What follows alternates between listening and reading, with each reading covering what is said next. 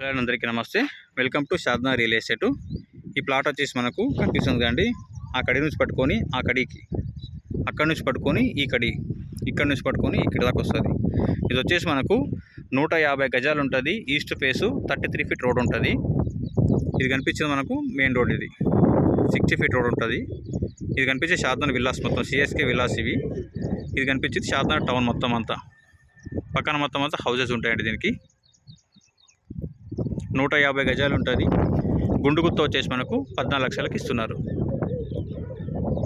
ఈ కడి సైజు ఉంది కదా, ఈ కడి సైజు సేమ్ వస్తుంది. ఈ ప్లాట్ ఉత్తల ఈస్ట్ ఫేస్, అదేమో వెస్ట్ ఫేస్ అది ప్లాటు.